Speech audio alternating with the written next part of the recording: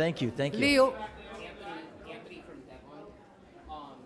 My first question to you is, your relationship with Dana Giacchetto, complex individual, was that one of your inspirations for tackling this project? I don't know if anyone's... I certainly ran into people like this, being in New York and spending so much time in New York, but no, I wouldn't say he was a direct influence.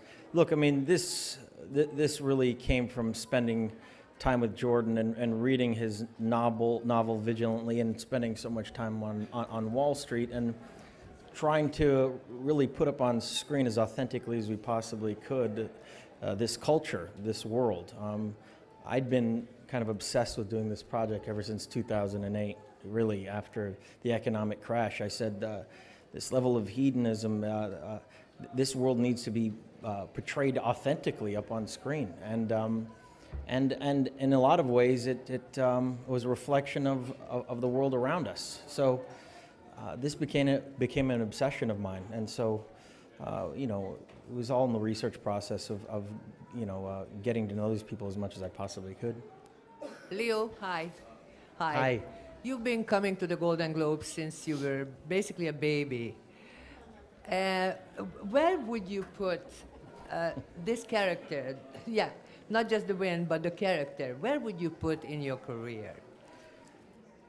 You know, after having done 5 films with Marty now, it's been an incredible collaboration. And not only that, I've noticed that each time we do films, it's a discovery process for both of us. And on this film, we knew we weren't taking on, you know, precious American literature. We're trying to portray as best we could the very nature of who these people were. So for the both of us, this movie took its own shape through the reflection of the characters. Plot was kind of irrelevant for him. And he encouraged all of us, all the actors, to improvise and re-improvise that improvisation and be free and really push the boundaries every single day that we were on set. And when you infuse that kind of attitude in your actors, I think you get a movie like this. And I'm just thankful that, you know, Martin Scorsese is still this punk rock, still this vital at 71 years old. I mean, there's no filmmakers left like this. This man's amazing. He's one of the greatest artists of our time. Leo, over here, to your right. To your right, yeah. Right here. Hi, congratulations. Thank you. Can I ask who the Bob and Sandy that you mentioned in your acceptance speech were? Oh, those are my cousins, 2 partners that got married about a month ago, and we celebrated yesterday. All the way in the back here. Hey, Leo, congratulations. I'm here. How are you? Hi, how are you? I'm good, thank you. So is it all the more significant to win for this role because you were so involved in it from the beginning, you know?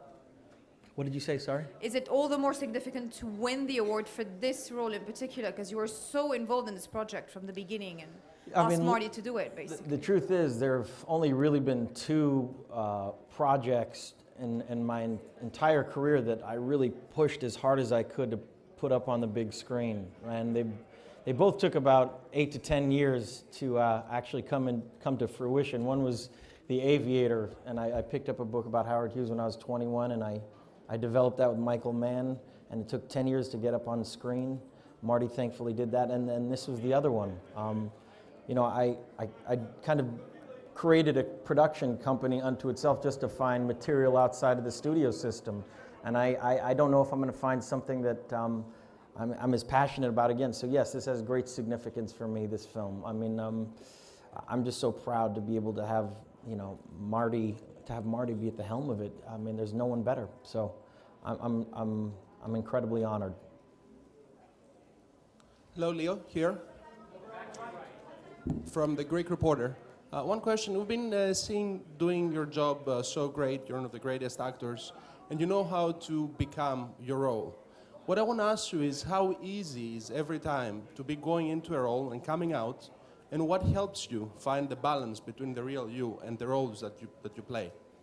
It's an interesting question, and one that I don't know if I have the answer to. I think every role is different. I think this film in particular took on a life of its own. We really, you know, I stopped this film and it was like a giant adrenaline dump. I mean, I haven't been able to work since, really.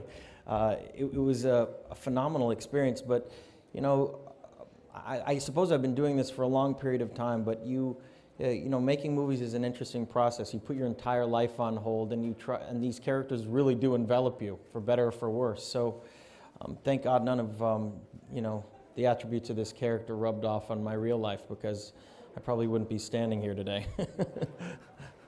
Hi, how are you? Hi. I wanted to ask you, it seems like your roles are becoming more and more complicated and also more morally questionable. So I was wondering what your next role is going to be. Look, I mean, I have no idea. I have no idea what my next role is going to be. You know, what Marty does so well is portray the darker nature of humanity up on screen, and he doesn't judge those characters. He's not didactic in his approach to filmmaking.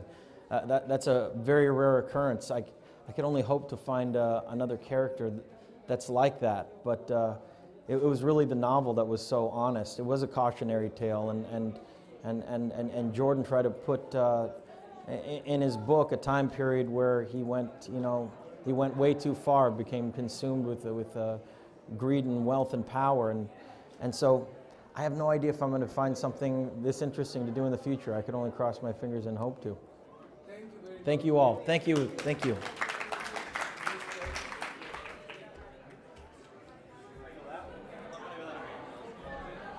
I'm so used to the award ceremony thing where you got to go.